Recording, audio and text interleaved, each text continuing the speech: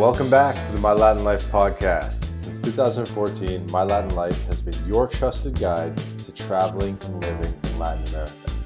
My guest today is Scott Allen Miller. He's a Nicaragua-based YouTuber, so today we're going to be talking about all things Nicaragua. Scott, welcome to the podcast. Lance, thank you so much. Great to be here and back after the panel last week.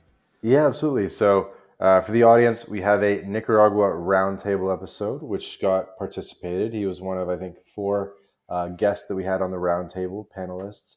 And now Scott gets his own solo episode. So here we are. Exciting. All right.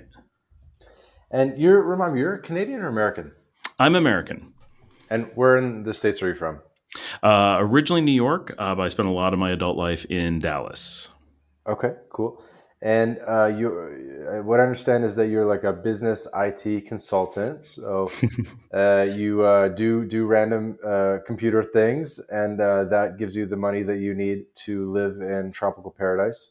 Yeah, exactly. I've actually been in IT and business consulting for 35 years. I started in '89, so I've been around. I've had the opportunity because of that type of work being very flexible. I got to spend a lot of time living abroad and a lot of time moving because of work over the years. But Nicaragua eventually became the target destination for me and my family. But yeah, I still am an active IT and business consultant, and so get to get a lot of flexibility because of that. So Texas to Nicaragua, was that the move? More or less, yeah. So we came to Nicaragua quite some time ago, 9 years ago.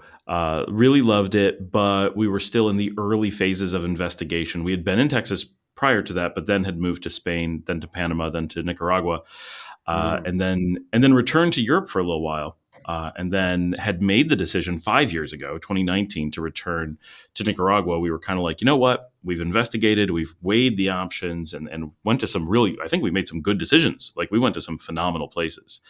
And once we kind of had a chance to sit down and really evaluate the places and the regions and look at it from a big picture, we were like, Nicaragua really just checks the most boxes. It makes the best balance for us.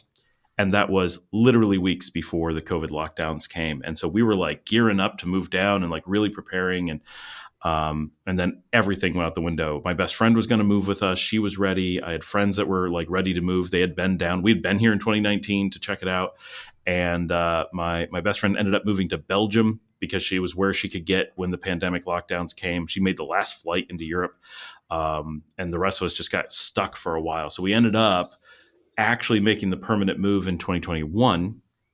But in our minds, we've been, we had already been in Nicaragua. We had been back multiple times and then had made the mental decision in 2019 to be here. But physicality kind of held us back for a little bit. Okay, cool. Sure, as much as you're comfortable with, but so for people that can't see you on video, you have your own YouTube channel, but this is audio only.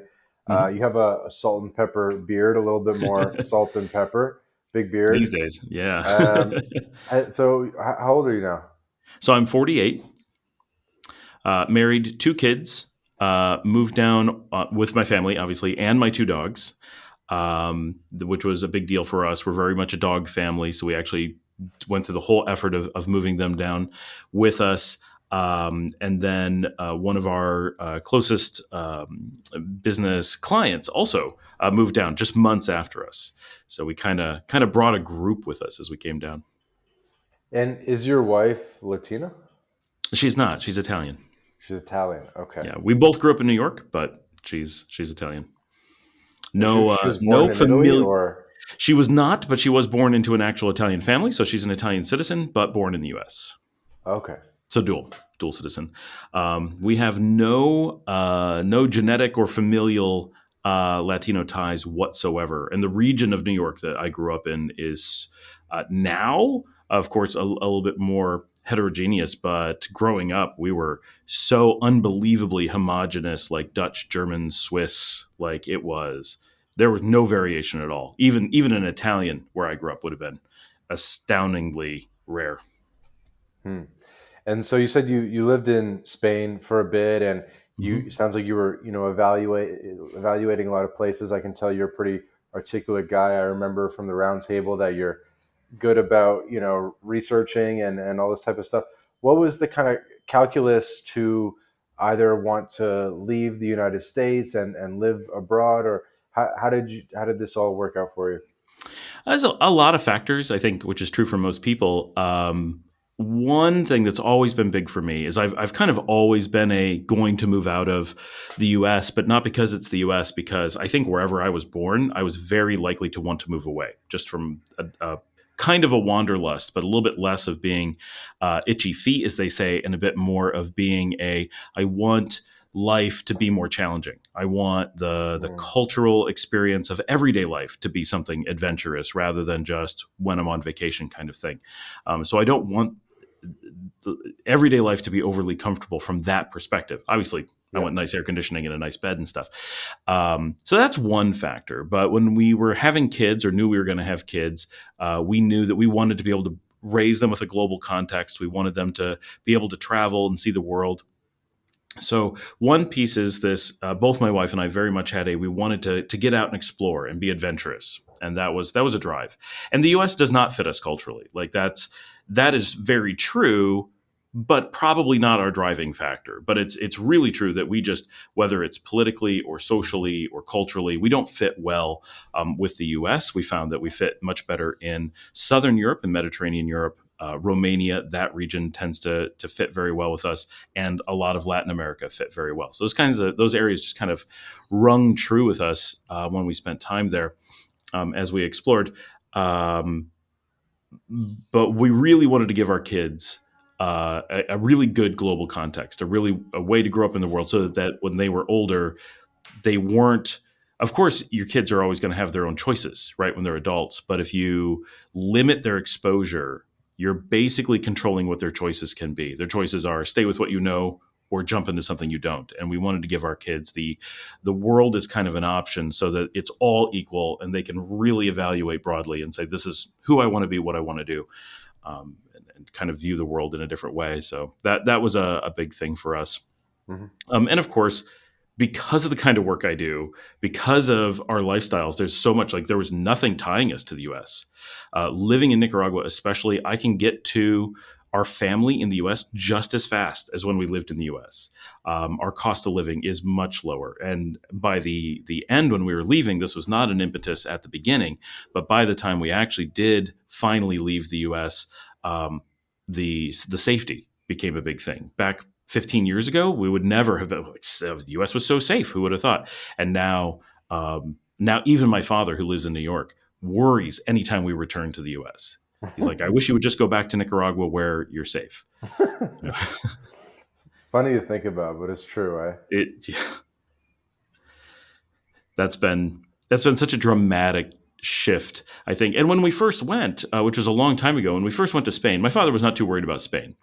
Right, because it's Europe and it's Spain, and it's, even if you're Americans have a tendency to think of places like Spain and France and Italy as not very safe, which is the most ridiculous thing ever, right? Because they're so much safer even than Canada. I mean, they make Canada look recklessly dangerous from a statistical standpoint. They're so safe, but Americans really do have this picture of Spain as like this reckless, just wild land of banditos or something. Like, it's nuts. Um, so when we first went to Spain, my father had a lot of trepidations, a lot of kind of like, oh, I mean, I know empirically it's probably safe and you know what you're doing, but, I worry. And then it didn't take very long before his attitude shifted, and he's like, I don't care where you go, like, you're consistently going places that are safer and doing things that are safe, and he's really changed his worldview significantly, and he can't travel. He's older and has some ailments that keep him from being able to travel, or I mean, honestly, he'd be in Nicaragua in a heartbeat if he could. And so someone might be listening to this and saying, so you were in Spain and then you consciously decided to choose Nicaragua over Spain. Maybe that sounds like a downgrade. Well, I mean, Spain is a really wonderful place, right? And I think it's easy to say for my entire family that Spain is our second choice, right? So of all the places we went, Spain is the obvious, or seems obvious. why didn't you stay there? And there's plenty of reasons for it. Some big ones. One is the time zone and distance. So to be able to interact with either my business or my family, much more difficult from Spain than it is from Nicaragua, like dramatically so. So that's a major lifestyle impact because we're not fully retired and we still have family that we deal with. So, being really far and really expensively disconnected from them, right? Spain is very cost effective, but travel between Spain and the United States is only medium cost effective. It's not bad, but it's only medium. So that's an impact. The ability for us to have a positive impact on being there. If we're in Spain, we're not going to make a difference anywhere. We may even make a negative impact because Spain has very little need for economic development, but a very big need for protection culturally, right? Areas like Marbella show a huge erosion of traditional Spanish culture. Of course, Spain's a big place. It's doing okay, but we would not necessarily, even if we wanted to be a positive impact on the country. So that wasn't a driving force for us. The cost of living, a little bit better in Nicaragua. Proximity to places that we wanted to be.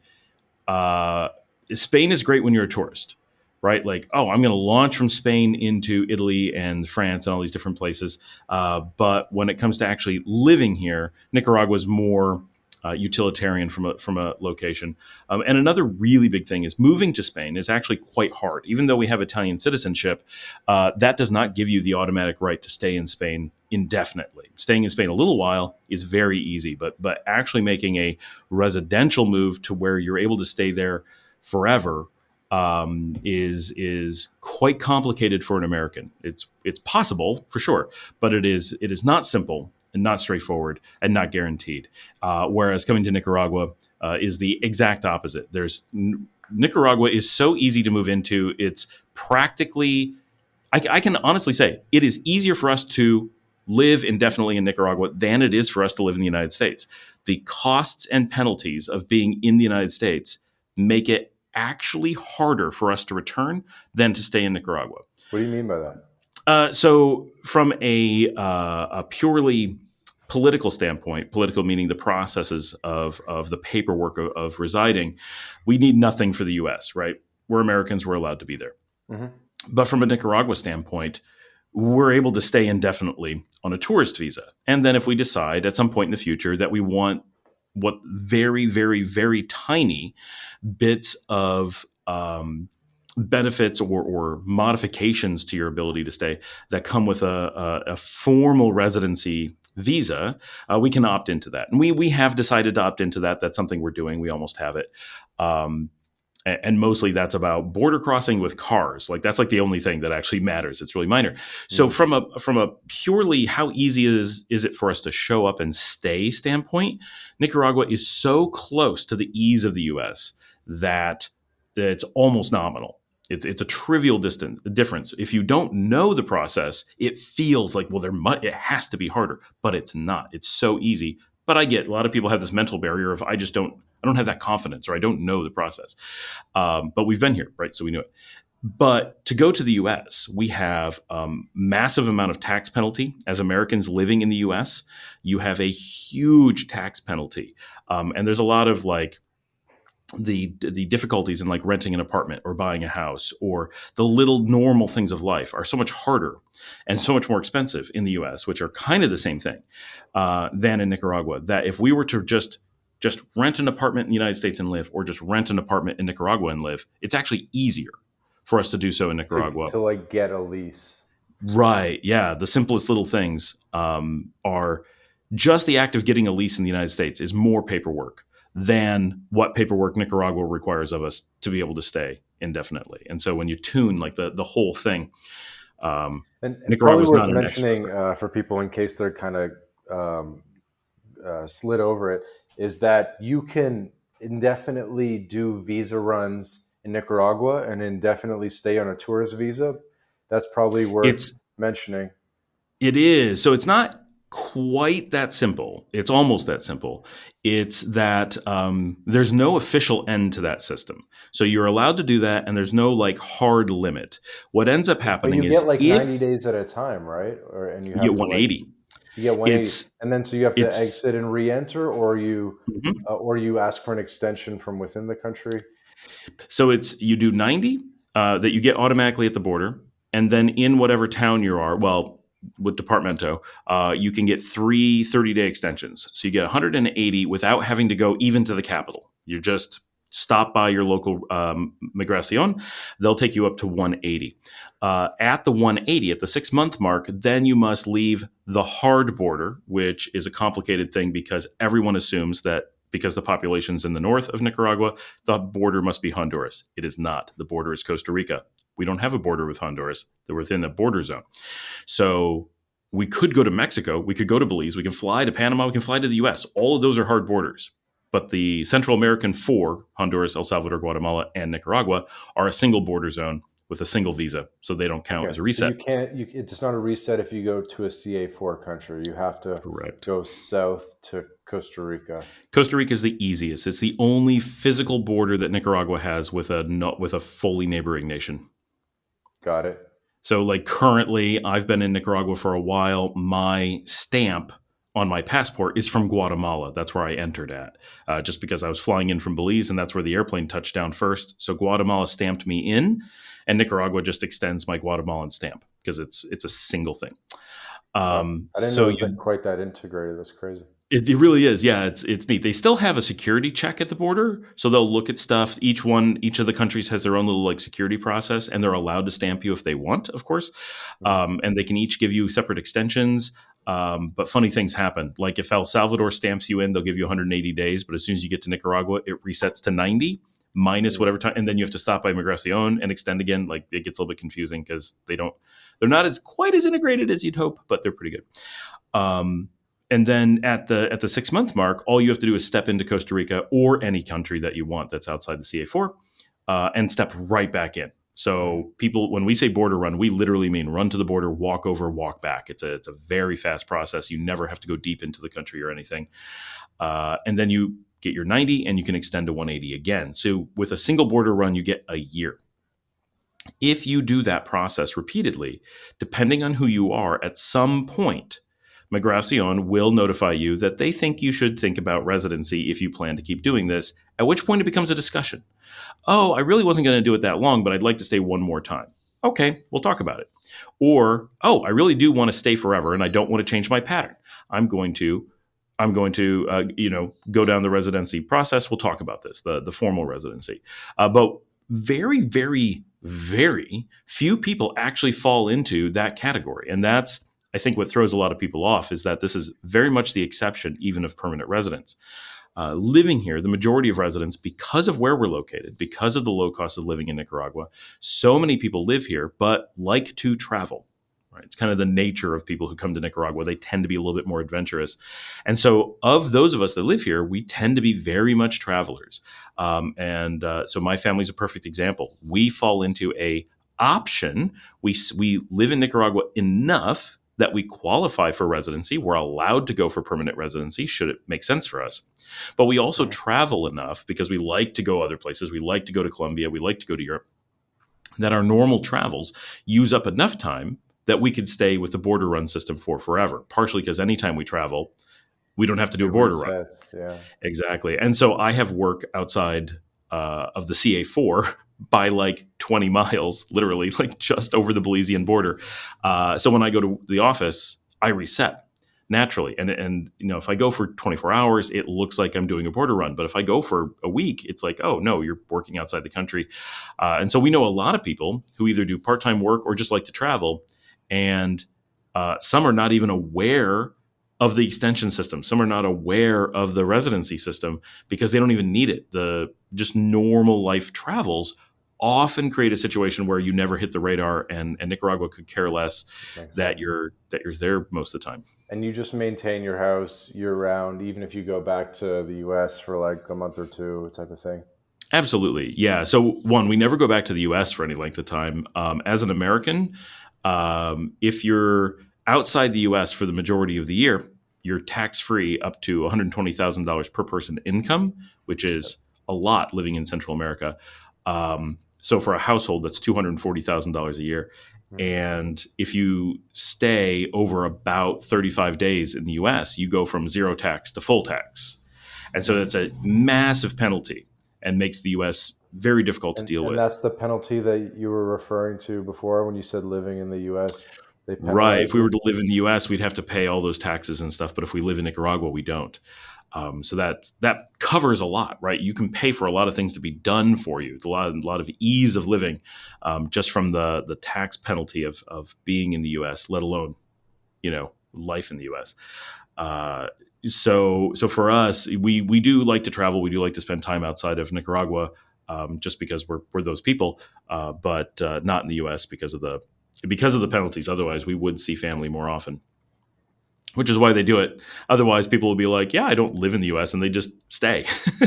So it makes sense. It's not a terrible system, but it does impose, it's not a prorated system. It's not like every day you pay your taxes for that day. It's you pay nothing or you pay all of it. And it's a hard barrier. So you don't make that mistake. Hmm. Okay. Why don't you tell me some of the things that you really like about Nicaragua? Because we have been getting into the nuts and bolts, which I think my audience also appreciates. But Mhm. like, what's better about Nicaragua than the USA? Why do you choose to live there? So it's a lot of things, obviously. For us, one is we really do like the culture. We like how laid back it is. We like how friendly people are. We love, I lived in Texas, for example, for 11 years. But I was, a foreigner. I was an immigrant to Texas from New York. Like those are wildly different places. And after 11 years in Texas, of course, we had some really good friends. But every friend we had in Texas wanted to leave and go somewhere else. And the total number of friends, our actual friend group in Texas, was relatively small. And being here in Nicaragua, in Leon, for 3 years, and for a while we lived on the beach. Then we moved into the city, so we kind of shifted where our friends were. And just in those 2-3 years of being here, we have a much larger, much more integrated group of friends than we had in Texas after a much longer period of time. Mm. And in a country where we spoke the language, like so many advantages to Texas to making friends, certainly more of them here. So that's like just our social More interactions here vibrant are social life in Nicaragua. A very lot much of people so. notice that. I mean, I definitely noticed that too. Why do you think that is? It's mostly it's a cultural thing. Like the United States has a very strong cultural affinity, right, with Northwestern Europe, which has a very high tendency towards less going out, less social activities. But so this really digs into what makes Americans Americans. Americans come from a region, primarily Germany, Netherlands, England, Scotland, where people are not super social. And then you took that group, which is already a little bit less social. And I'm Swiss, right? So this is my home group. And we then took the people who were like, you know what? This group is too social. I want to go to a colony and escape from these people. Because there was no wealth in the American colonies, right? When they first came, it was this is wide open land, The and the draw, pilgrims. yeah, the draw was that you could avoid other humans. And so we had Be this left alone. massive, right? Yeah, it's wild. So it's this huge self-filtering of the early Americas of people who just wanted to be away from everyone. The recluses of Europe came to America in huge droves. And then as they had kids, some of those kids were social and some weren't. But this is a self selecting culture that was based off of solitude, that was based off of avoiding humanity. And so the laws, the cultures, the traditions, the history of America is very much one of go find more open space and avoid your neighbors. And you feel that all the time. You see walls between houses. People lock themselves in their houses. Everybody avoids each other because that's what they like. That's why they're there in the first place. And if they didn't like that, they stayed in Europe, and many people went back to Europe because they discovered, oh, this isn't for me. I want to go back to that. So that stayed that way. But here So in Latin ultimately, America, mhm, culturally, the U.S. is just a less social place. very much so. Yeah, it's palpable worldwide that the U.S. leans towards very, very not antisocial, right? Like that is not at all the case. It is simply a culture that leans towards solitude and introspection. We're much more likely to enjoy a quiet glass of wine while watching a sitcom at night alone in our houses with our cats than going out and sitting on the sidewalk and waiting for the neighbors to walk by. Like even saying that, how many Americans would you ever meet or picture sitting out on their sidewalk hoping neighbors would wander by and hang out with them? But that's what you do in Italy. That's what you do in Spain. That's what you do in Romania. That's what you do in Latin America. Right? All those places are super social and have that tradition. So here, Nicaragua leans, and I don't know why, but extremely to the other end, even for the region. So here, everything is going out, everything is being social. And of course, part of that is having fewer financial resources means that you can't pay for as much entertainment. And that will naturally lead you to the entertainment of going out and talking to people. And so people just go outside, spend their lives outside, spend their lives hanging out with each other. And it's a incredibly mentally rewarding, like really good mental space to be. Like at any given moment of the day, I'm going to have a social interaction with real people. And having lived in Texas and New York for a long time, that was so rare. Now, I grew up on a farm in New York. So the idea of having social interactions with people outside of my house was once a month. It was so rare that we would see other people. And here, I live in a relatively rural area. I'm not actually in the city. We say the city, I'm near a city, but I don't actually live in a city. People can't wander by. And even so, I will see 3 or 4 or 5 people during the working hours of the day because they'll stop by the house. And it's just a constant coming and going, and everyone's out and meeting with each other and meeting face to face and getting together. That's been fantastic. So that's a huge draw for us. For me, I really hate American weather, except for autumn in the Northeast. I don't like the winter. I don't like the snow. I don't actually like the heat that much, but I would take the even weather of the tropics over the hot and cold of the Northeast, over just about anything. And so I love just having even temperatures year round. I like the safety. Obviously, Nicaragua was extremely safe. We always feel like we can go anywhere, do anything. We never have to worry. I like the location in the world. It's very easy for me to very quickly, right? I feel like going to another country. I can be there in hours by car if I need to, right? Honduras is 2 hours away. Costa Rica is 4 hours away. I can take a bus all the way to Guatemala, 3 countries away. So that kind of stuff is really nice. You actually get like different cultural experiences within a small area. And of course, Nicaragua is coming from the United States, especially.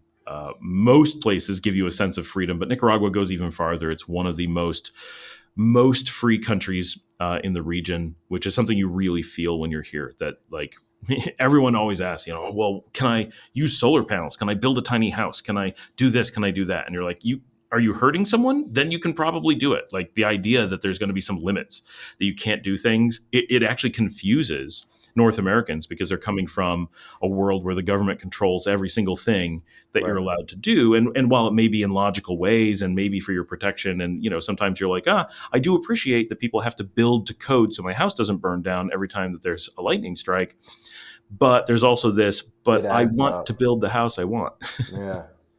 And it adds up. It's like death by 1,000 paper cuts. Right. Yeah. When it's every moment of your life, and especially if you're in business, there's so many little hoops to jump through for every little thing. And there's always some piece of the puzzle controlled by the government. Oh, I can't get this contract. I can't deal with this customer. I can't hire this employee because the government controls all these different pieces. And they may not control your piece, but they control the pieces that feed to your piece, which I said to someone recently. I'm like, our company is completely mandated by the US government. And they're like, what do you mean? You're completely private. I'm like, no, we're not. We service a company that services veterinary clinics, and the veterinary clinics are all state regulated by boards that say who's allowed to own the clinic, what they're allowed to do, and uses a private company that can revoke their certification at any time and trigger a bunch of laws to shut down their clinic. I'm like, so by transitory property, we are only able to operate because the government allows us to. The government could at any moment shut us down if that's what they wanted to do, just like that. And they don't have to have a law. They don't have to have regulations. There's no oversight from the public. It is completely at their whim. And they don't go around doing that, but they certainly can. And it doesn't take very much for you to be in a mental space where you're like, I really have to watch everything I do because there's nothing that I can actually do that at the end of the day isn't regulated by a whole bunch of things. And being in Nicaragua, you're just like, there's like no regulations, and there's no like in the US, like I grew up, they took our property as a kid, right? Some company came in, said we want some of their farm, and the government's like, oh yeah, private company, they totally get rights over the landholders. And now they didn't just seize everything; they only took the part they needed. But it's supposed to be like, okay, there's eminent domain for the public good. Well, yeah, but the public didn't include the people in the state that it was happening in. So a private company came in and said, people in a far off state want to use your property for something. And so they just took it because they were a big private company. And we were not allowed to, all kinds of things, we're not allowed to do on our land. Can't build over there because this private company got the rights. They gave back the grass to us. So we're allowed to like have a picnic on top of it. But we were never allowed to build there because this private company, but we never got, it was a gas line. We never got access to the gas. So it was not for the public good in that sense. It was, and the same thing with the cable company. The cable company came and blocked our access to the farm from farming equipment because they wanted to run cable. But they weren't compelled to provide cable service to that county. So we were taken by the public good, but the public good didn't protect the public. So I grew up in a world where private companies could just willy-nilly control your private space, and the government just says things like, well, the government ultimately owns everything, so it's not really taking it from you, it's just the government changing who they let use it. And when we came to Nicaragua, we bought some land. We were looking at building a house, and so we're sitting with a lawyer and with an architect, and it was just real simple conversation. If we were in New York, we'd say, okay, I know they're going to improve the road.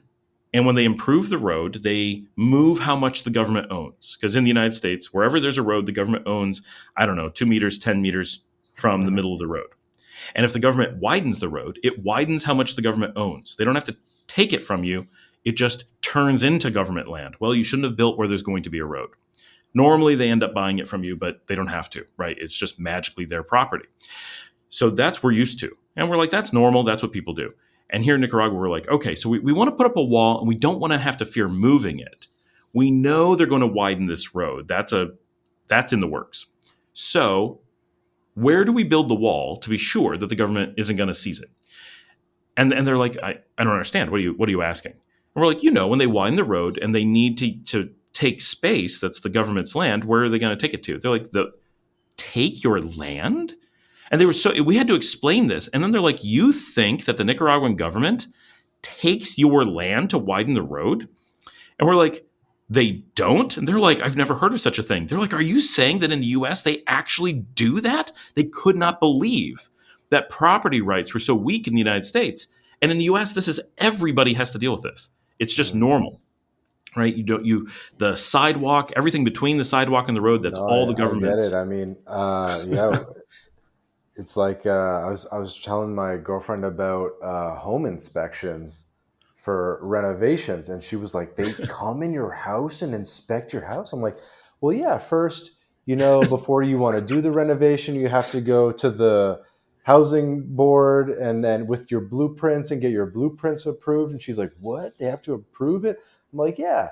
And then the home inspector comes, and then I don't know. And then when the project's like pretty much done, then the home inspector comes again, and they sign off that you did the thing that you said you were going to do in the blueprint, and make sure. And she's like, "What? Like there is none of that in Mexico." Right. Oh yeah. And it's completely crazy. Other than creating unnecessary jobs, it's why does anyone feel the need to control people in their own homes to that degree? Like, I understand the argument is going to be, well, when you go to sell it, there needs to be all this, like, we have to know and we have to, whatever. But also, here in Nicaragua, when you go to sell it, like, there is no comps, there's no MLS. So if someone goes to sell a house, they have to come in and inspect it all anyway and look at it and make determinations. Like, here's the house as it is. What do you think? Right. Yeah, and I think at least in my buddy bought a house recently, and it had like sort of like an illegal piece of the basement or something like that, and they had to make like an allowance in the offer for like, if the inspector comes and tells us to change this, then we're basically putting like $20,000 in escrow to like fix the illegal basement thing you did. It's like a whole weird thing. Yeah. Oh, yeah. I know And that would not exactly what happen you're talking in about. Mexico. It'd be like, yeah, this is No. the house. What do you want? What do you mean? They don't even. I was dealing with different real estate agents in Mexico, and Hmm. I was like, yeah, so like, who's going to do the home inspection? They're like, what do you mean? I'm like, well, don't you need to get like, I don't know, like a, I don't even know, like someone to check for like asbestos or something? And she's like, yeah, there's none of that. Yeah. Yeah. We always do when we're buying land here, buying property here. We always do inspections, but it's always our own crew. It's like we have a construction crew and people who know how to build houses, and they go through with cameras and they do everything so that we know. But the government and the none there, yeah, there's nothing. It's up to you. Um, and if you want to buy a place that's going to fall down, have at it. You want to buy, and we have, Yeah. right? We bought places that are like, okay, we're buying this, and we know 5 years. It's not going to fall down while we're buying it, but we definitely know we're buying this to tear it down. And no one says you can't do that. No one says, oh, you have to be aware of like, it's up to you. Do your inspection, figure out what you want to do, and take your chances. But yeah, and it keeps the prices down, so that you can take those risks, and so you can afford to fix things. It's so expensive to go through those heavyweight processes. It's I've bought a lot of houses, and well, not a lot. I've bought several houses in the U.S., and it's a stressful, costly process. And you've bought a couple properties in Nicaragua, it sounds like. Yes, yeah. So I have multiple houses and businesses, some land that's empty that we're working on, and I've rented a bit. So we've really not intentionally, right? Like it sounds like I'm like doing a survey of every possible way to have a place, but it just kind of worked out that we bought a place. When we were first moving down, because we wanted to make sure we had beach access. So we bought a beach house and then just got lucky and got a piece of land that I've been looking at, and it was just a super opportunity. And then just things have come up, and so we're like, we're buying because it's like it's such a deal. We don't want to miss it. But Uh-huh. then, so part of our adventure is we started living on the beach, and that was one of the reasons that Nicaragua was really attractive to us. My wife really wanted to live on the beach, and so it let us Mhm. do that. Of course, you can live on the beach in Spain or whatever, but super expensive, very hard. Here it was very easy. And then once we lived on the beach for a year, she was like, "Okay, I really like visiting the beach, but actually living on the beach is actually a lot." And so we ended up renting a place in the city, and the thought was we're going to rent an apartment in the city so that we can easily stay, because it's just far enough that taking a taxi is annoying. It's not actually a problem. Like that, people will be like, "Wait, you can take a taxi?" Like, yes, it's only 20 minutes. But so we got an apartment in the city, and then immediately my whole family is like, "Oh, no, we want to stay in the apartment." Well, then we're like, "Okay, we don't fit." So then we ended up renting a much bigger place, or we expanded the apartment and got like all the apartments attached to it, and I kind of assembled a home. And then we did that for a year, and it was like, okay, that's kind of crazy. So then we set out, and this place that I'm in now recording, um, we spent quite a bit of time looking all around the city, and kind of came up with this really awesome property that we got really lucky with, and then moved to that with 2 years of really knowing what we were doing under our belts, so that by the time we moved here, we're like, okay, we know this is a spot we can use. We know it's in a spot we like. We know it just worked out really well. So we rent here, but it's such a great situation, in such a great location that we'll probably rent here for decades if we can. Okay, so you're renting your house. People can't see it, but it looks like kind of like a colonial hacienda vibe. You got like a wooden Yeah. roof and this kind of stuff. So in the bit that I'm in, this is my studio space, and it's actually an old doctor's office, which Mm, is, I'm sure this is common in Mexico. It's super common in Nicaragua. Most doctors that don't work in a hospital simply put a small clinic in their house. uh-huh. And so this was the doctor's office for the doctor 50 years ago. So this isn't a true colonial; it's a colonial style hacienda, that was built about 50 years ago, and a doctor worked here, and it's a 9 bedroom house, Wow, with my yeah, it's a little nine bit bedroom large. house. Yeah, yep, it's a 9 bedroom estate. It's 2 buildings, so there's 7 rooms in the main building, and then 2 in the back, and then a separate bodega, and then a separate laundry area. We're double gated, so we're our own gated estate inside a private gated community. And we got super lucky that this has never been rented before. It was not up for rent, and someone that was connected to people, like, knew the owners, family, and called them in the U.S. and is like, "Look, you've not lived there for 40 years. You got to not have the place be empty. No one's ever going to pay what you want for it. I've got renters that are responsible adults and not going anywhere, going to rent long term. This is the perfect house for them. We're going to make it happen." And they were like, "Oh." So they actually flew in from the US to rent us the house, because they were like, they wanted to meet us and everything. So it really ended up being a special situation for us, and just absolutely perfect. And I think really good for them that they're like, "Oh, we have people who are taking care of the house. We're actually making money on it instead of losing money on it like they did for forever." And they've got eyeballs on it. But so we have dogs. So we have this gate, and if our dogs escape, they end up in a private community that's all family. It's not like a bunch of random people. It's a very small family estate collection. And then it's our guards on the outside, because we're full-time guarded. And so they'll watch for the dogs. So if my dog escapes, I just walk out, look up at the guard, and he'll be like, "He's down there." And we'll just go down and find him. And that's been amazing. And a lot of people are going to be like, "That sounds really crazy, over the top." But I have kids. I work from home. My business partner lives here as well. We have staff that come and go and stuff all the time here. This is my dedicated studio and office space. So we really do need a lot of space because we're running a company from here. 9 bedrooms is more than we need, but 7 is our absolute minimum. So it's really not as crazy as it sounds. Hey guys, quick break from the podcast to tell you about job stacking. If you're a remote or hybrid worker looking to maximize your earning potential, then Rolf Haltze, author of Job Stacking, guarantees you'll be able to double your income by implementing his paycheck multiplication layering method. This is the exact system Rolf has used to take his own income and those of many others beyond $20K a month. With this method, Rolf contractually guarantees that you'll be able to double your income in 45 days. So, if you're interested in unleashing your earning potential and doubling your income, then click the link in the description and book a call with Rolf right now.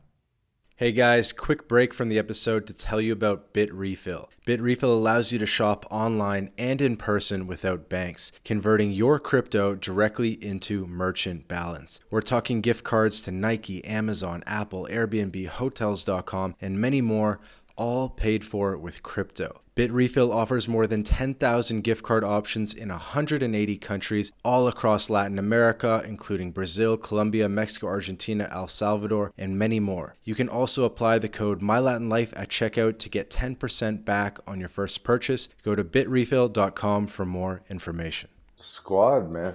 So Tell me this, because I actually have a house that I rent in Mexico. It's a sick house, but I'm in Paraguay at the moment, and I'm paying rent on my house in Mexico. How much do you pay per month for your crazy estate thing?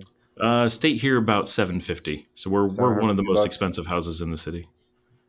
Yeah, $750 US for a 9-bedroom estate. Mm-hmm. And it's one of the most expensive houses in the city. For sure. Now that does not include like our electric and stuff. Those we pay our own utilities because it's a full. We're taking multi-year leases. Okay, so you actually signed a multi-year lease? Mm-hmm. Yeah, absolutely. Okay. Yep. So the most expensive rent I've ever seen in León, the city where I am, is $800. And that's in so we're not in a luxury area. We're in a barrio. So we're a huge estate, but we're in a very low cost barrio, which equals things out. The only place I've ever seen that would have been for rent higher was not a house. It was a country club. Right. So it's like 14 bedrooms with, commercial pools and all kinds of it's absolutely crazy. You could live in it, obviously. But that's the only thing I've ever seen more expensive. Up in Fatima, which is extreme levels of luxury inside a gated community. There I've seen 800. I'm sure there are places that end up getting higher rent, but mostly it's people getting gringo priced at that point. But for like a 3-bedroom, brand new, really, really nice neighborhood, 600 is kind of the top of your market for that, with nice yard, full-time guards and stuff. And most people would pay between 450 and 550 for nicer places. And then if you're looking for, even in this neighborhood where I am, like if you wanted a more traditional Nicaraguan house, 2 or 3 bedroom, 1 bath, definitely not luxury, but a real house that's great neighborhood, good location, you'd generally be sub 200. $200 a month Mm-hmm. for a 3-bedroom house. 2 to 3. Yeah, 3s start to push above 200. The one I'm thinking of, I can't remember if it's 2 or 3. I know it's 180, and it's a full house with a good amount of space. People from the US are listening to this and they're probably like, what? It's still that cheap in 2024? Yep. And if you go and look at any website for Nicaragua, they'll all have 5 to 10 times the price, because they know Americans and Canadians just don't do their research. They'll look online and believe anything that someone feeds them. And so everyone's like, I don't believe you, the prices are that cheap. I looked at this really obviously not legitimate website, and that's obviously targeting expats who aren't on the ground doing their homework. And they're like, look, it's $5,000 a month. And you're like, uh-huh. Like, and when we were looking to buy, this is a few years ago, but the prices have only gone down, not up. We were down in San Juan del Sur, which is the most expensive village in the country. Mm-hmm. And everyone's telling us, oh, the market is so hot and there's nothing available and everything's being snapped up. And, if you want to be on the beach, you're millions. There's no way to be under millions. We went on the beach, 9-bedroom hotel, walked in, and they're like, we will give it to you for $250,000 right now. And we didn't buy it. We didn't think it was a good deal to buy the hotel on the sand, like literally beachfront, not near, actual beachfront, nice condition, operating hotel, 9-bedroom boutique, which there's a reason in Nicaragua, there's a tax law that makes 9 bedrooms really, really attractive. So you see a lot of boutique hotels target 9 bedrooms. Like minimum 9, you mean? No. Maximum 9. Specifically 9? Oh, max 9. Yes, because you don't. This law has changed, but construction has already happened. Obviously, it's basically from 1 to 9 rooms you pay a flat rate, and then at 10 you pay per room or something like that. And so people would be like, "Oh, with 1 room you have no way to make money. At 9 you have your maximum way to make money until you have like 30. So you see nothing between 9 and 30 traditionally, but most places targeted 9 because it was the maximum profits at the lowest tax. So it was a very intentional design from the government to encourage a very specific style of boutique hotel that discouraged the takeovers of beaches and things like that. Like, it made for little community things that kind of is conducive to the Nicaraguan lifestyle. But if you wanted to go big, you wanted to have the Hilton, the Hyatt. Of course, they come in with hundreds of rooms, and they don't care that there's a small tax advantage at 9 rooms. Yeah, I mean, that's crazy. And yeah, Mexico's definitely more expensive. Like, when I'm down here in Paraguay, I'm like, I can't believe how cheap food is and stuff. Like, it's way cheaper here in Paraguay than it is in Mexico. And I'm actually in a low cost part of Mexico. So, and when I'm here, I'm like, wow. And so, yeah, I mean, I think that's something to note, right? Because a lot of the digital nomads and stuff that listen to this podcast, they're probably going to Medellin and Playa del Carmen and kind of like the, digital nomad expat hotspots. And you're paying like $1,500 a month for Airbnb for like a studio 1-bedroom thing. It's probably a nice enough building with like maybe a gym or whatever. But I think it's really important to hammer into people that's like, when you go to real Latin America, the prices are just so different. And I get comments on Twitter saying like, yeah, but who wants to go to like some random barrio, you know what I mean, type of thing. I was like, well, dude, look, Scott's doing it, and he's got the 9-bedroom estate and the dogs, and he's killing it. So maybe it's not for everyone, but our barrio is actually exploding because we're now famous. Unfortunately. Now, luckily, we're an enormous barrio. We're the largest barrio in Western Nicaragua from a physical land perspective. So, like, if 50,000 people moved in, obviously you would notice, but it could absorb 50,000 people, right? We're a city of 300,000, and we're a barrio that takes up about 1/3 of the physical land of the metropolitan area. Uh-huh. So there's loads of open land. There's loads of available buildings that are there. There's loads of lots. You could do like almost anything. But the number of people who traditionally have come to this barrio, like 2 to 3 expats at any given time throughout the entire barrio. And now we're getting 2 to 3 a week. Like it is a continuous flood because people see it on the show so much. And because I live here, like people see it way more than other places. I try to show other places, but I can only travel so much of the time. So when I'm filming, people see Sutiava so often that people are like, Sutiava. well, yeah, Sutiava. We're the indigenous barrio. So we're actually the lowest cost barrio in the area as well, the lowest income. S-U-T? So there's 4 common ways to spell it. It's ridiculous. But the most common is Sutiava. I-A-V, Sutiava, Barrio, Yep. Sutiava, Leon, Nicaragua. Okay, so you got the airport there. Yes. Yeah, this is like basically a city based on what I'm seeing on It Google is. So we Maps. have our own. So we're like Dallas Fort Worth for those who are familiar. You're the So Fort Worth we of. are exactly. We're older and we're indigenous, but we have our own cathedral. We have our own central square. We have our own centro with all this stuff going on around it. But it's clearly like zero tourist. Like it is so barrio, but it's got this center. And then you go and there's one traffic light, and it's what separates Sutiava from Leon. So you Mhm. go up to it, and like everything here is Sutiava, everything here is Leon, and you hit the barrier and it's like everything changes and you're like, okay, here's the like the ritzy European style city, and then here's the indigenous very traditional city. But when you do like a religious procession here in Leon, because Leon's a very much its own place, a traditional procession goes from, it could go either direction, but it will start at the Sutiava Cathedral and go to the Basilica in Leon, or vice versa. And so the whole length of both cities, they'll do processions back and forth, and political rallies do the same thing, or just parades.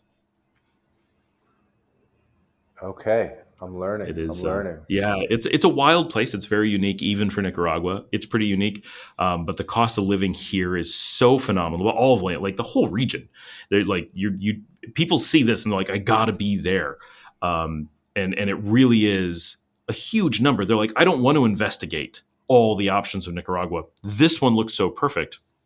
And of course, I did put in a lot of time, and I picked this very intentionally. And if you're looking at the map, Sutiava to the beach is 12 minutes. Leon proper to the beach is 20 minutes.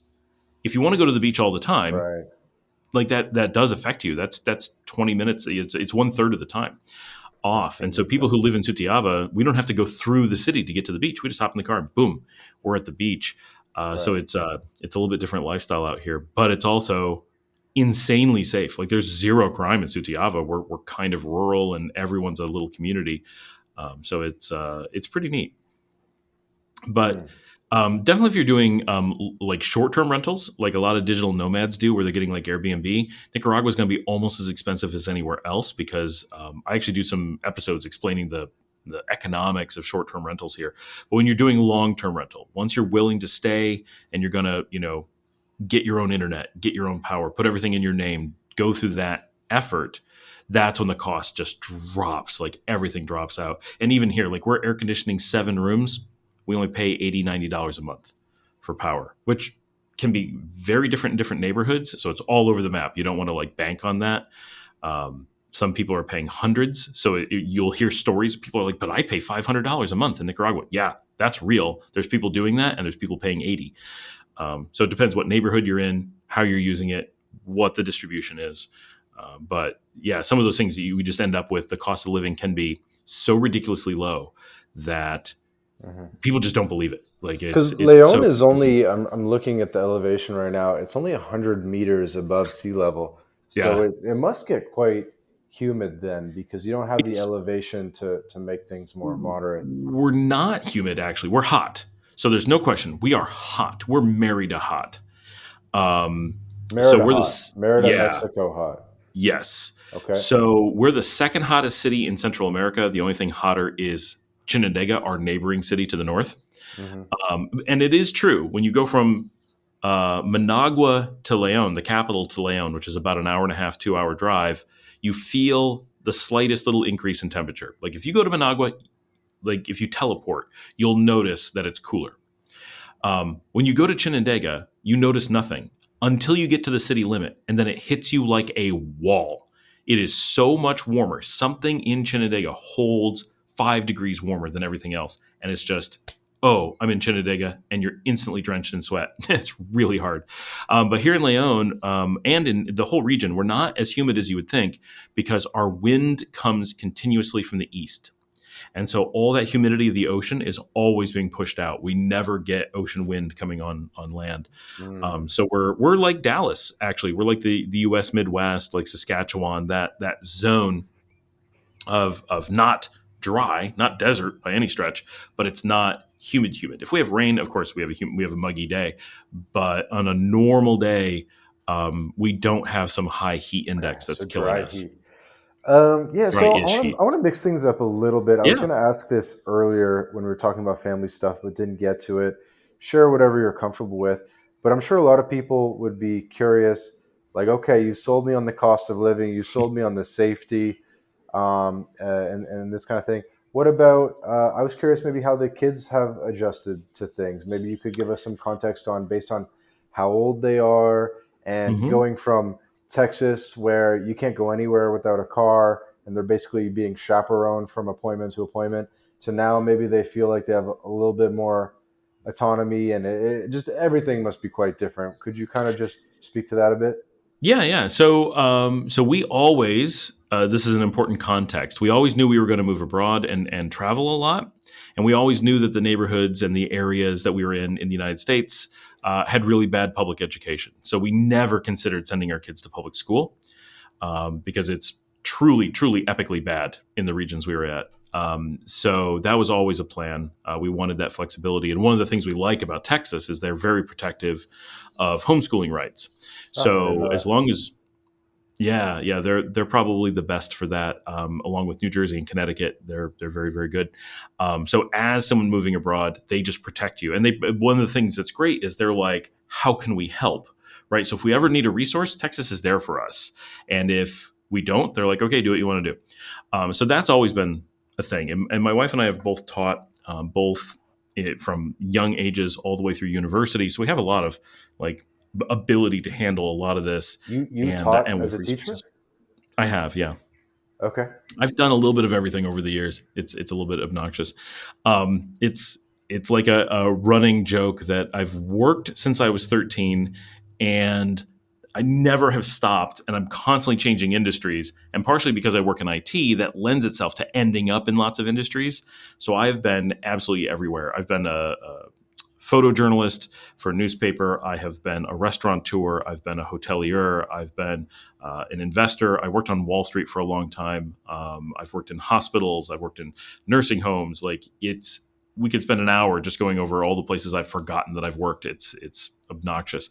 But so it gives us a lot of background for education. So it's something that we're very passionate about their education and wanted to make sure that they were getting the benefits of being able to live abroad, the benefits of being able to be flexible. And my kids really do lend personality wise towards that. They're not traditional kids. They really like their flexibility and they have their own interest, and they when they have free time, they're not like doing frivolous things. They're like doing things that they're like really into hobbies and projects and things that you wish normal school kids could do, but they don't have enough time. Right. So all very positive, educational, experiential things for the most part. I mean, kids are still kids, but it allows them to get plenty of sleep, all kinds of great things. So we've always had that and really wanted it. I went to private school as a kid. It was a horrible experience. Everything that people say you should get from school, I didn't. And you know, I was still able to go out and find a job. I was still able to go to university or whatever. It didn't hold me back. It was just a horrible experience. And so living in Texas, actually, their closest friends were from Latin America, from like Bolivia. It just kind of worked out that way, and so they've been moving and living abroad since they were before school age. Now they're teenagers, 13 and 15. My eldest opted to have a quince. She's like, I'm Nicaraguan now. This is what I do. I am, as much as That's cool. possible adapting to the culture. Hmm. They have, I would say, neither of them have a bunch of like going out and doing things. That's not what they're very homebodies. They have probably about as many local friends here as they did when we lived in Texas, which is they have lots of friends online. They're super social. Mostly they hang out with adults and with kids, like with many kids these days. And especially, they went through COVID, like in Texas. So they never saw kids during those years. But they, have really good online social time with their friends. And so they're online. They'll play video games with friends, and it's always their friends who don't have time for them, not the other way around, because of the flexibility. So for them, they really like it. They really enjoy being in Nicaragua. They like the flexibility and the safety. They fear going back to the U.S. They feel the stress. They feel the danger. And culturally, they're not very approving of a lot of the things that the U.S. does with foreign policy and internal policy. So they don't really like to be associated with that. So that's all been very good for them. From a going out and making new friends on the ground, Nicaragua is definitely quite challenging because their Spanish is very minimal and very few Nicaraguans speak English. That's rare. They do have some friends here, but same as they've always been, they're just very much connected with adults, which is exactly who I was as a kid. My wife, her friends were all kids, but I grew up on a farm with absolutely no ability. Like I had no neighbors. Now my kids have neighbors, not very many, but they have them. I had none. And so my interactions were almost entirely with adults. And that's the world that I know. And that has very much carried on to my children. But so from a school perspective, we've been able to provide a consistent experience, right, the whole way through, which was something important. We And wanted to be you're able to live with them. homeschooling, Mm-hmm. and you never thought to put them in like some kind of, I don't know, school environment in Nicaragua. Absolutely not. No, no. So I actually have some videos on that. Um, right, there's so many negatives to that. Even here in Nicaragua, where it's safe and cheap, like it wouldn't be a problem, but they're going to have all those negatives that come with the hefty school experience, all that time, all that Like what? What's antisocial. the calculus there? I'm just curious because Mhm. I'm still a few years away from deciding what to do with kids' school and stuff, but Uh-huh. I'm trying to mentally prepare and position. So, so I've got a whole video that you should watch because I go into it a bit. But so the school experience now, the U.S. and Canada are extreme, and Nicaragua is not nearly this bad. But school buildings are fundamentally anti-education. If you want to educate a child, you It don't looks want like a them jail. right. Classroom environments are not conducive to education. They're there for babysitting, and Nicaragua is really good about it's like babysitting with some education. The U.S. is much more like it's like prison, like it's a scary place and dangerous. Here it's not dangerous, like it's completely safe. You're still exposed to viruses and bacteria, like it's super unhealthy. It makes kids sick all the time. Everyone I know who goes to school here is sick all the time. My kids are never sick, right? Completely different things. It takes them away from their family, which is an opportunity. They're all the things that you want to do to really give your kids the best experience, the safest environment, the best education, the most one-on-one help, all those things. If you have the time and ability to do those yourself, that's the best that they're going to get. So sending them somewhere, it doesn't provide a better education unless you can't do that, right? If you don't have the resources, you don't have the time, okay, like someone's got to do it. And I appreciate the fact that those things exist. But if I wanted my kids to get a public education, I would want them to do it online. I don't want them to go sit in a classroom. I don't want them to spend, for me, I spent 2 hours every day of my childhood riding a school bus. All of my day was spent doing homework, which had no value. It didn't teach me anything, or riding a school bus where I couldn't do anything, just the transit. It was my whole day. And Hmm. it made me tired and it took away my opportunities for education. I didn't have time to learn things because I was in school not learning things. But I wanted to learn things. I'm a kid. Kids like to learn things, right? All you have to do with kids is give them the opportunity and they will learn. But the school system goes to extreme degrees to beat the desire for growth and education out of them, because those things are hard. Teachers don't like kids, by and large, who are learning for real or questioning or thinking, because they're a pain to deal with, they're reckless, they're dangerous. But parents should love that, because it's, you know, designing the next I totally generation. get all that. Let me ask you, this probably comes up. What about the SAT then? Are they going to flunk the SAT if they do the vibes method you're So, describing? so for us, we're not worried about it. Like, my kids have no plan to go to university. Um, so I don't think that's going to come up. And if you're coming from outside the United States, you don't generally take the SAT anyway. So there's a lot of like, does that even matter, right? The first piece is, does that affect somebody? The second piece then is, would it hold them back? And chances are it probably makes it easier for them to take the SAT, because if you think about, everything in normal school is to make it as hard as possible to learn. So the more you're able to learn, the more you're able to take the SAT and do better earlier, right? So if that's a path you want to take, then homeschool. There's very few things that homeschool doesn't give you the best opportunity for. And if the SAT is your target, then you just target that. Okay, I'm sold on it. So you think just overall kids are kind of like happier in Nicaragua than they were in Texas, or is Oh, it my definitely kids, an yeah, adjustment, right? definitely. Yeah, they've said that, they, when we first left, they were like, we're really happy to go. We like Nicaragua. We like traveling. We like living abroad.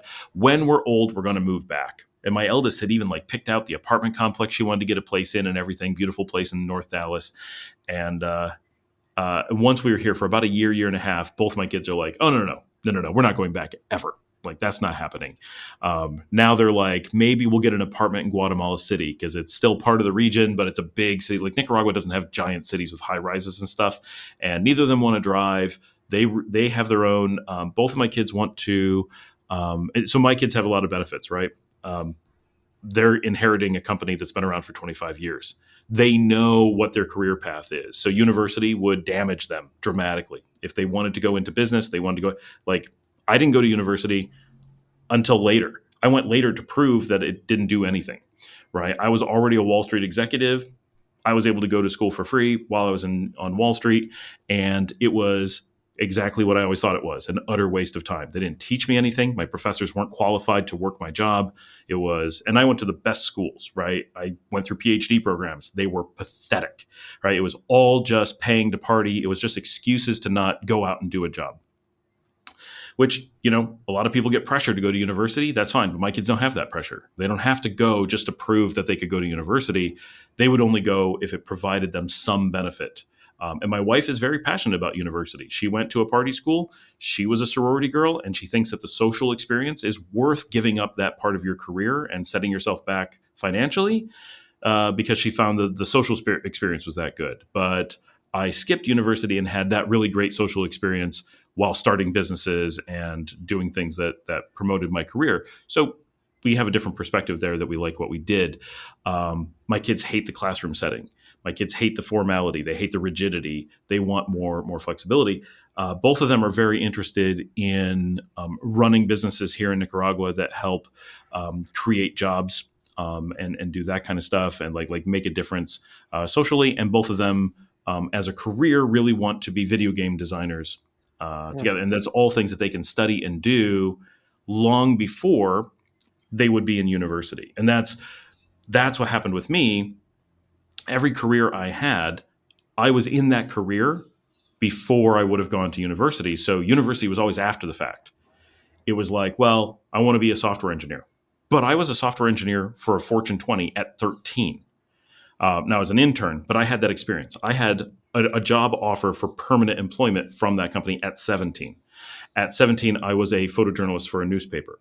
I did go to university and then dropped out. I was working as the IT person for the university on my first weekend. I was assistant professor on my first weekend. Like, I had started teaching myself all those things at home and self-education. So I basically homeschooled on top of going to a really time-consuming private school. Had I not gone to private school, I would have been so many more years ahead. I lost so many years because I was stuck in school, not learning, just sitting in classrooms. So as someone who's driven to do those things, if they're things you want to do, there are some careers that are bound by the government. Basically, you pay the government for the right to do those jobs, right? Doctors, lawyers, those are careers you purchase from the government. And then you own a license, and you then own access to people's legal counsel. You own access to their healthcare, especially in the US. But you're just buying that, right? Those are not careers where you get the certification because you're the best. You get the certification because you paid and you passed a minimum level. But in other careers where you're based on performance, right? Business, IT, music. I used to be a musician, photographer, writer, hotelier, restaurateur, chef. Doesn't matter. All those things are performance based. If you can do the job, no one cares if you went to university. No serious job would ever, by definition, you cannot ask, did you go to university? Did you graduate? You can't care and be serious about the job, because the only thing a true job cares about is your ability to do the job. And if the person, honestly, if you have one person who's 15, hasn't graduated from high school, and is better at it than someone who's 30 and has had the benefit of university, had the benefit of high school, had the benefit of experience, and they're still not up as good as this 15-year-old, not only is the 15-year-old just better at that moment, the potential that that 15-year-old has is so much greater, because they didn't have to have their hand held. They didn't have to have 15 more years of experience to get to the same level. Like it's a world of difference. And so, like when I went to Wall Street, like they never asked if I went to high school. They didn't care. They were like, "Are you the person that can do this job?" And when the answer was yes, they're like, "Good, that's it." That never would it come up. And I couldn't respect myself as an employer if I did. Like my company, we would never like. You want to get fired? Ask someone if they went to university while doing a job interview. Like, how could we possibly care about that as an employer? I know, as someone who owns a business, not only is it unethical because most universities are not fair. Like the University of Texas, they have an entire system even through lower education to make sure minorities have a harder time getting into the programs at university level. So from a hiring standpoint, it's technically illegal in the United States for me to consider university. Of course, every court's going to overlook that, but it is technically on the books as illegal, and it's clearly unethical to take anything that gave advantages to certain groups over others that violates hiring laws and just basic business ethics. And so looking at any of those things, right, just don't apply to business. So from those aspects, giving my kids the most ability to get ahead as early as possible is exactly what I would have wanted and exactly what I want from employees. And if they find things that they really love doing, now they like doing completely different things than me, but neither of them wants to be a doctor, neither wants to be a lawyer, neither wants to be in any field where they have to or have even the slightest hint of wanting to work in a field where they would have to buy access to it from the government, nor do either of them want to be in a country that makes you do that. So the distance that they have from university being beneficial to them is so far. And if there was ever anything in university that they wanted to learn, as long as you don't want the degree, you can go learn those things online in half the time or a tenth the time for free right now. And like my youngest is already taking university classes and has been for 2 years, right? She started at 11 taking university classes because she was in certain areas ahead of her high school. And so we're like, well, there's no reason not to just take the university class. Why would you hold that back? But in a public school and a private school, very rarely would they be like, okay, we're going to let you take university classes. And of course, one of the reasons that they don't want to, because we know people who've done this. If you start taking university classes and making them available to high schools, technically that just makes the university a high school, because you didn't have to get through high school to get to the university classes. It's not actually a college. It's actually a high school, right? They're just rebranding it. So then the other students who are in the university have to kind of hide the fact, like no one wants to talk about the fact that they're now just in a higher end high school, right? They're competing against 16-year-olds who haven't graduated high school because it's not cumulative knowledge. I've done a lot of research on this. It's an area I'm very passionate about. I can tell. I used to be in charge of the State University of New York IT professional development curriculum at one of the universities. So it's something like, and before I went to university, right? I was over the professors and hadn't gone to university. So I want to get your take on a very classic thing, because, Mm-hmm. probably people if they've made it this far in the episode, they go, Scott, I want to rent a $500 mansion in a safe country and have mangoes falling off the tree and homeschool and all the rest of it. I just haven't figured out how to make money online. Mm-hmm. Well, you've obviously figured it out, and it sounds like you figured it out in a relatively regulated industry where sometimes they say like, "Oh, the data can't leave the U.S." I mean, it kind of depends, but whatever. Those are But fake. Yeah, so it's not actually a regulated industry. That's if that was true, right? No one who works in those fields could ever vacation, because knowledge workers in those spaces are constantly like, oh, I'm going on vacation to Mexico. I'm going on vacation to Italy. I'm going on whatever. I'm going on a cruise. Oh, but we need you to answer emails. We need you in case that you're, or they'll just hope you're available. Maybe they won't make you. But everybody, right? If your industry doesn't cut you off when you go on vacation, you can work from anywhere. Now, they may, if they find out, they may just not let you because they hate you or whatever, because they don't prioritize their own business, which makes them a hobby.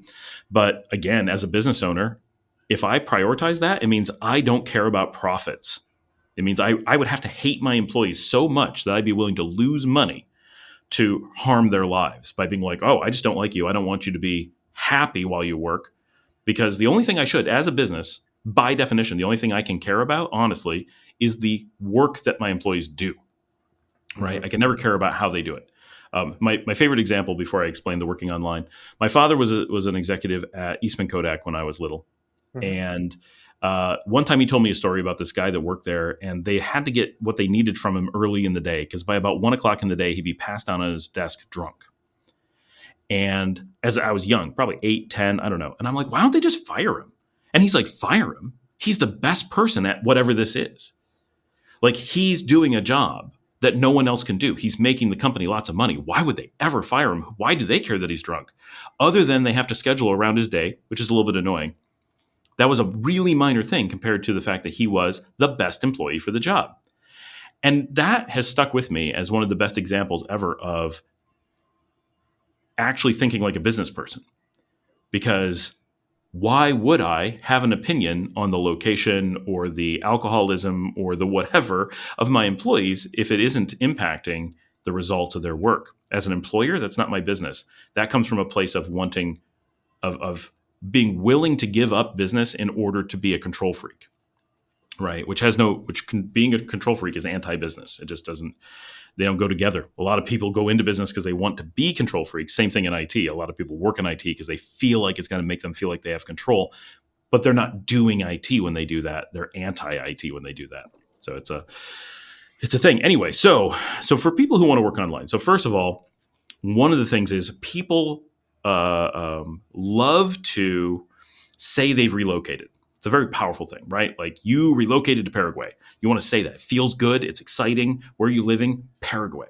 Okay, but from a legal standpoint, have you actually moved to Paraguay? Are you a Paraguayan citizen? Have you given up your residency in Canada? Have you, like, what exactly does it mean to a person when they say, where do you live? Like, we have this like human thing.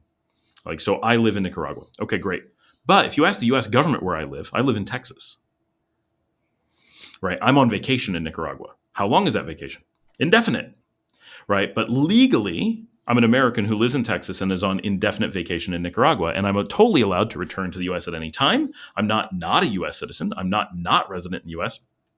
And I can go anywhere from Nicaragua. I don't have to stay in Nicaragua. What if tomorrow I decided that Spain was the right place for me? I can just go to Spain. I don't have to tell the U.S. because it's just a vacation that shifted locations.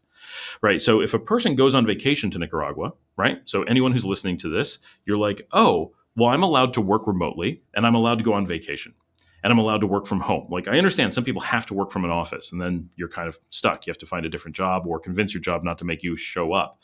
But if you have a job where you can already work from home and you're an American and they're not sticking you with a jurisdiction. So there's very specific cases, and this will come up in every country, right? Okay, so I work for the military and I am never allowed to physically communicate with the office if I'm not physically within the United States.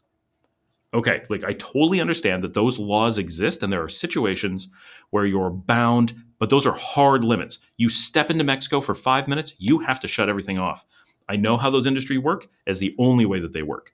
If you're allowed to travel, then where is it that it says that 1 week of travel is travel and 2 weeks of travel is relocating? It doesn't, because that's not a concept at the legal level.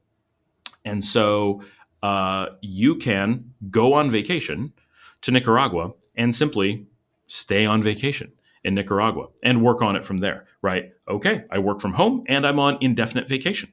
Some people go on, some digital nomads, right? They just travel indefinitely and they hop from place to place.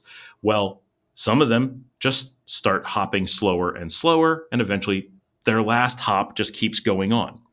Right, so we Mhm. see that all the time. We see these patterns happen, and there's no clear delineation. And so that's one important tool to have mentally: is stop referring to yourself, at least in a legal context, as As a having remote relocated. worker Right, you're or not. relocated. Right, you're a remote worker, as in you work from home. And Uh-huh. once you work from home, the world is your home, and you're just wherever you happen to be that day. And it can be, Uh-huh. well, yeah, I rented a place in Nicaragua, and just like But me, you right? still use Yeah. your Texas address and stuff or something like that, right? Yep. Yeah, I maintain a Texas address, but I also could use, my dad's house. I could use my sister's house, whatever. Yeah. It's easy, and most things don't require an address, right? It's very rare that you actually need. Most people have one or two things that they want to have an address for, but the actual need to have an address doesn't really exist in the U.S. The federal government doesn't require that in any way, and the state governments don't require that in any way. It's not something that you can require of an American as a public service, but a private business can, of course, kind of get away with whatever they want. So that's one aspect, and it's a really important one because it's changing that mentality. A lot of people have this tendency to go to their job and be like, "I want to move to Nicaragua and work from there." And so there's two things. One is that's not actually quite true as to what you're doing. It's a little bit misleading, and it's definitely not what the employer hears. I've heard a lot of people say that employers are like, "Well, I can't hire Nicaraguans, so you're done." Like, but you're not becoming a Nicaraguan. That's not even an option. Nicaragua does not offer citizenship to people.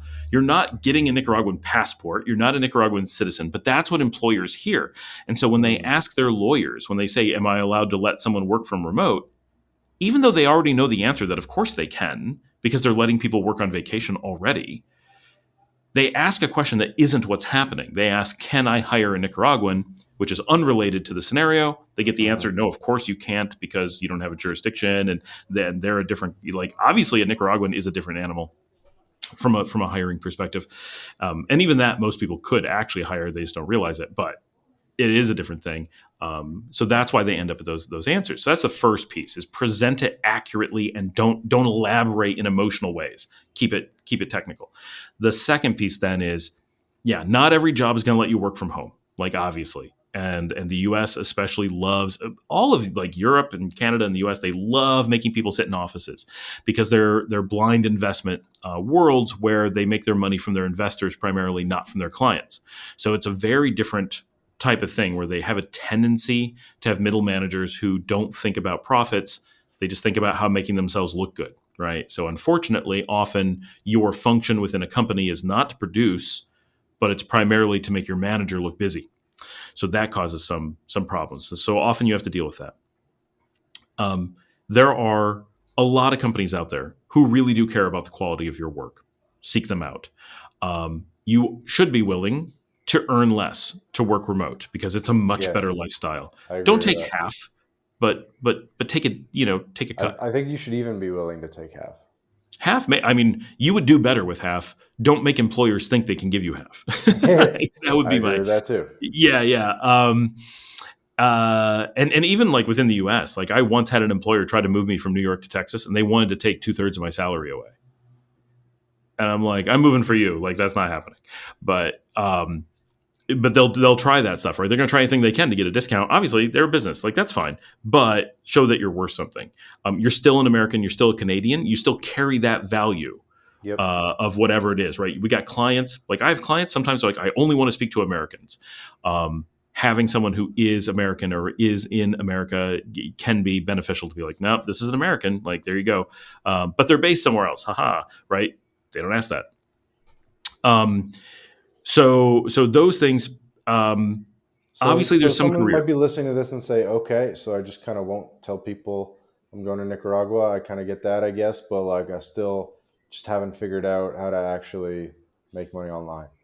So that's the toughest question, right? So making money online is the same as, so ask the question without saying online, I don't know how to make money, right? Well, That's a the good answer is, response. That's a good response. well, it comes from, I had someone once ask me and get really upset that I couldn't do it. Please list all online jobs. And I'm like, what? What?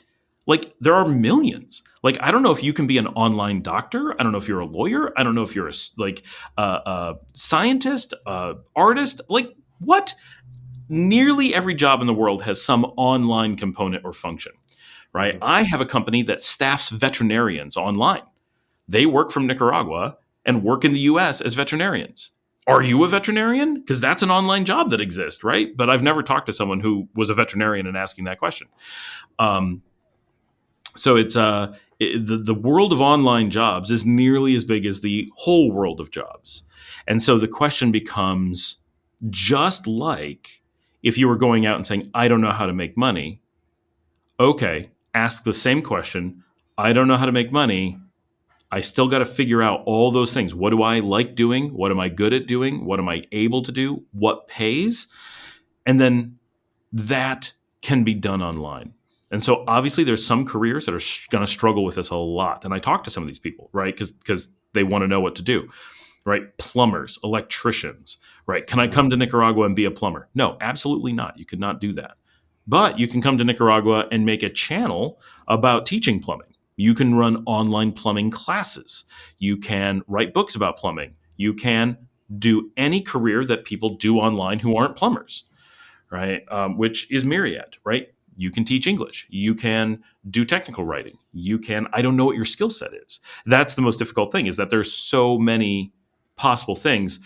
But for some reason, when it's online, there tends to be this, I think there's like one online job that everyone does versus in normal life, you don't go through high school and have everyone be like, okay, what's the one job that we get after high school? And they go, oh, here it is.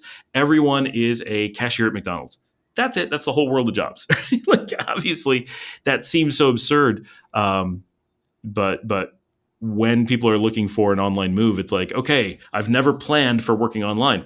I planned for working online 35 years ago. My Mhm. company has been 100% online since 1999, right? 100%, 25 years. That's how we work. Every single employee, that's how we work. So all of us have put in decades, or the company at least has put in decades of that's our infrastructure, that's how we work. And it seems crazy to us that people are like, "Whoa, how do you deal with that without an office?" And you're like, how does an office make things better, right? Commuting wouldn't help us, but it depends on what job you do.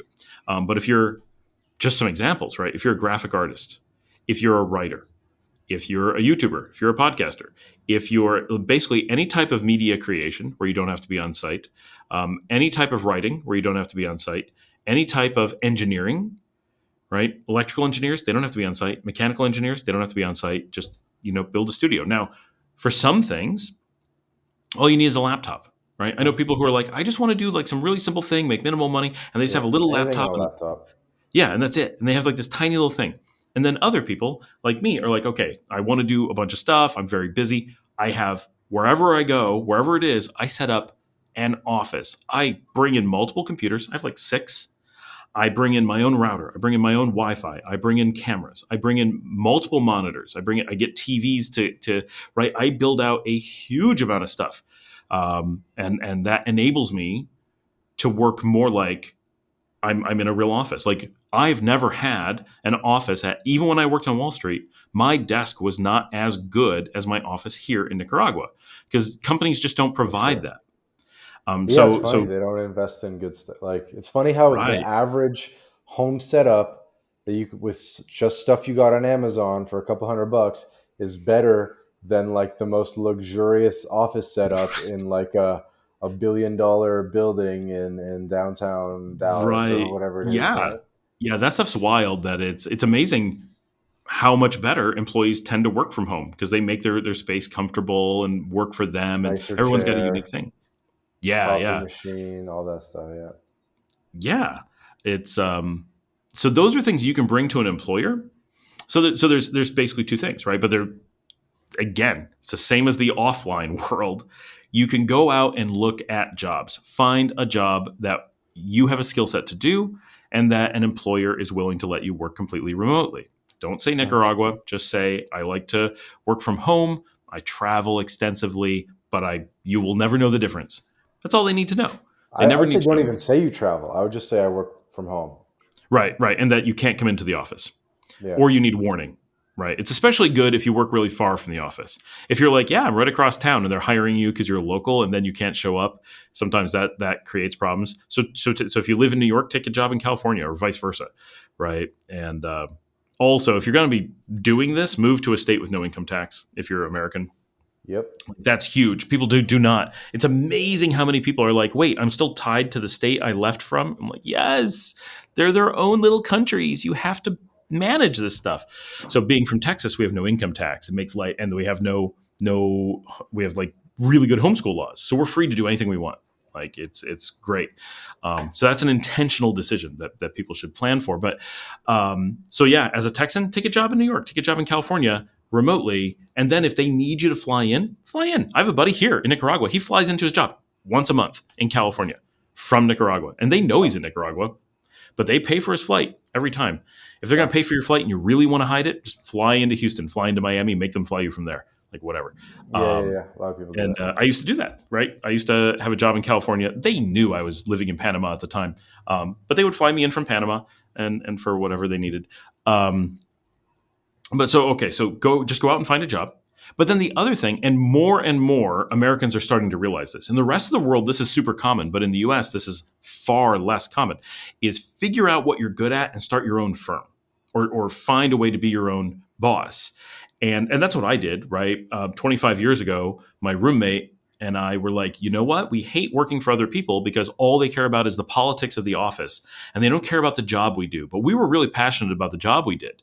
So we're like, let's end this problem. Let's just start our own firm, work for ourselves, and prioritize actually being good people at what we do. And so we did. And instantly, it was a life changer. And of course, it took a little while to get ramped up, but it gave us that power to. We're always going to work remote. We can do any kind of work we want. We can build our resume. Like, oh, have you ever worked on this? Yes, my company's going to go out, buy that thing, do that thing. Now we have experience at it. We were able to just do all these things. It was fantastic. As an experience builder, it moved us into amazing career opportunities and protected us in so many ways. It's an extreme case. But if you're really into technical writing, let's just say you're an amazing writer, you have no idea how to get into technical writing, go out and start a technical writing firm. And eventually, like maybe even make plans to hire people so that you can become like a firm. But even if you're just one person, make yourself into a media firm, make yourself into a writing firm, go out and try to get clients, create a portfolio. Hmm. Right when I got into photography, I was young, and I was like, Gannett Newspapers is looking for a photographer. I would love to do that. My mother's like, so do it. I'm like, what are you talking about? I didn't go to school for photography. I have no creds. I'm young. I was a teenager. And she's like, are you kidding? They're a newspaper. They don't care how old you are. They don't care if you've been to school. They care that you can do the job. Put together a portfolio and go talk to them. I'm like, well, what's it going to hurt? So I did. And I walked in with a huge portfolio of all these photos of sports and stuff. And they hired me on the spot. They're like, yeah, no one else applied. And this is amazing. You did great stuff. And I was young, so they gave me a little trial period. They put me on some terrible stuff. I was super depressed. I'm like, this work is terrible. But then one day they started moving me to sports and covers. And it was amazing. And I'm like, oh, like I earned my keep and now I get to do cool stuff. It was a great experience. And it was all just bring in a portfolio and show that you can do the work. Yeah. Now, if you're You have to new have and a little bit of like entrepreneurial energy. Like, you know if what you're I going to mean? start your own company, Mm. yeah, for sure. And being any type of independent worker or contractor. But the reality is life rewards entrepreneurs, and life punishes people who want someone else to do. to do That's all the work and only amazing. give them little pieces, right? And there's Yeah. nothing wrong with that. Like, that is not in any way to say that you shouldn't do that. Like, the world needs people who are going to work for other people and just haven't had those opportunities or whatever. But the harsh reality of life is, right, people who work harder get more. People who learn the skills that people need do better. People who, are a little bit more entrepreneurial, willing to be flexible, build the structure to allow yourself to work more ways. Like, for example, because because I own my own company, nobody gets to ask me where I work. I'm a company. I have a Texas company. We're a Texas business. They don't ever say, but where do you live? Now, we're very public about it, right? We brag about it. We're like, did you know that by working with our company, you get a tax write-off to come visit us in Nicaragua? And they're like, wait, what? We're like, yeah, seriously. Come sit on the beach, tax-free. You get to do that because you're meeting with your vendors. And they're like, oh my gosh, I never thought about that. That's amazing because we live in paradise. So we're not hiding it, but we absolutely have the right to, because it's the company barrier. You don't get to ask where my employees are based. Like, it's not really a thing. It's inappropriate.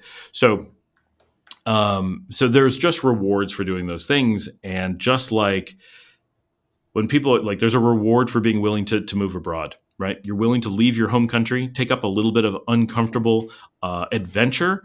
There's lower cost of living, better safety, better food, adventure, beaches, whatever drives you to Mexico or Paraguay or Nicaragua or wherever, France, right? Whatever benefits you, that willingness to get out and break the mold, even as simple as that is, has benefits.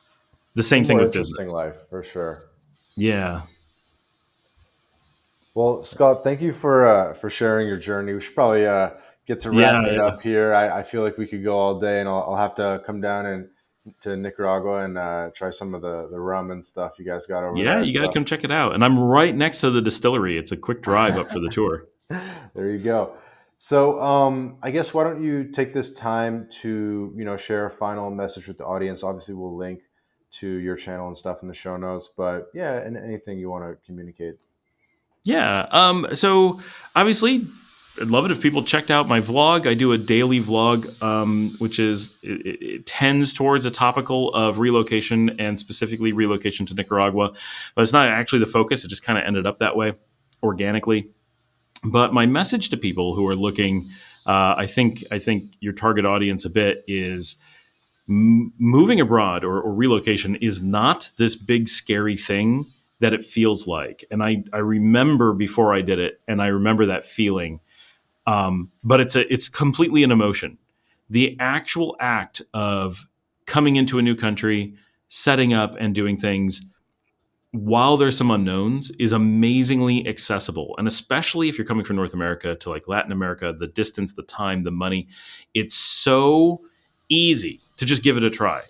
And there's no lock-in. It's not like you come down to Mexico or Nicaragua or wherever and can't just go home. Think of relocation as travel that you decide not to go home yet. It's open-ended, indefinite travel.